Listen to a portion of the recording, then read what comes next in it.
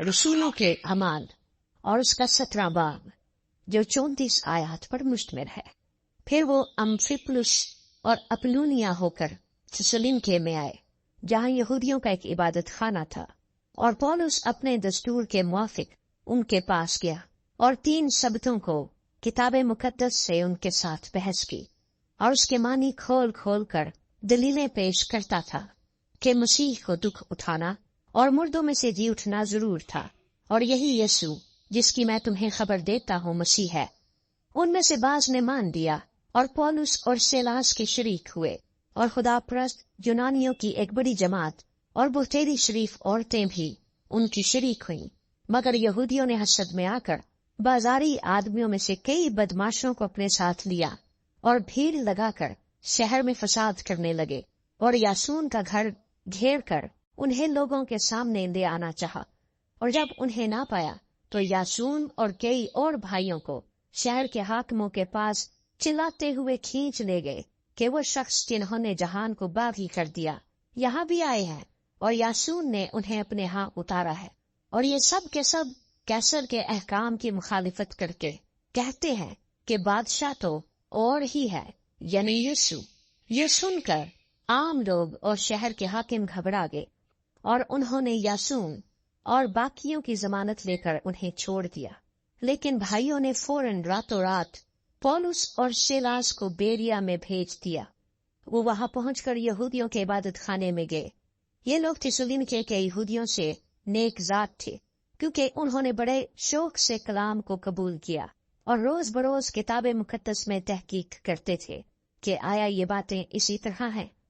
बस उनमें से बहुतेरे ईमान लाए, और यूनानियों में से भी बहुत सी इज्जतदार औरतें और मर्द ईमान लाए। जब थिस्सलुनीके के यहूदियों को मालूम हुआ कि पौलुस बेरिया में भी खुदा का कलाम सुनाता है, तो वहां भी जाकर लोगों को उभारा और उनमें खलबली डाली। उस वक्त भाइयों ने फौरन पौलुस को रवाना किया कि समुन्दर के किनारे तक चला जाए, लेकिन सीलास और तीमुथियुस वहीं रहे, और पौलुस के रहबर उसे अथीने तक ले गए, और सीलास और तीमुथियुस के लिए ये हुक्म देकर रवाना हुए कि जहां तक हो सके जल्द मेरे पास आओ। जब पौलुस अथीने में उनकी राह देख रहा था तो शहर को बुतों से भरा हुआ देखकर उसका जी जल गया। इसलिए वह इबादत खाने में यहूदी और खुदा परस्तों से और चौक में जो मिलते थे उनसे रोज बहस किया करता था, और चंद अबकूरी और शतुई की फिलसूफ उसका मुकाबला करने लगे। बाज ने कहा, ये बकवासी क्या कहना चाहता है? औरों ने कहा, ये गैर माबूदों की खबर देने वाला मालूम होता है, इसलिए कि वो यीशु और कयामत की खुशखबरी देता था।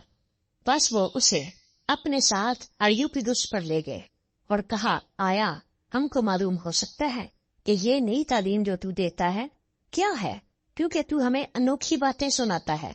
बस हम जानना चाहते हैं कि इनसे गर्ज क्या है। इसलिए कि सब अथेनवी और परदेसी जो वहां मुकीम थे अपनी फुर्सत का वक्त नई नई बातें कहने सुनने के सिवा और किसी काम में सर्फ न करते थे। पौलुस ने अरियुपगुस के बीच में खड़े होकर कहा, क्या अथीने वालों, मैं देखता हूँ कि तुम हर बात में देवताओं के बड़े मानने वाले हो। चुनाचे हमने सैर करते और तुम्हारे माबूदों पर गौर करते वक्त एक ऐसी कुर्बान गाह भी पाई जिस पर लिखा था कि ना मालूम खुदा के लिए। बस जिसको तुम बगैर मालूम किए पूजते हो, मैं तुमको उसी की खबर देता हूँ।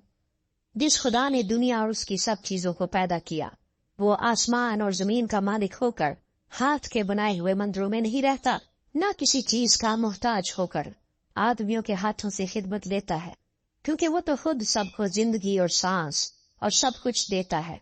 और उसने एक ही असल से आदमियों की हर एक कौम तमाम रुए जमीन पर रहने के लिए पैदा की, और उनकी मियादें और शकूनत की हदें मुकर्रर की, ताकि खुदा को ढूंढे, शायद के टटोल कर उसे पाए। हर चंद वो हम में से किसी से दूर नहीं, क्योंकि उसी में हम जीते और चलते फिरते और मौजूद हैं।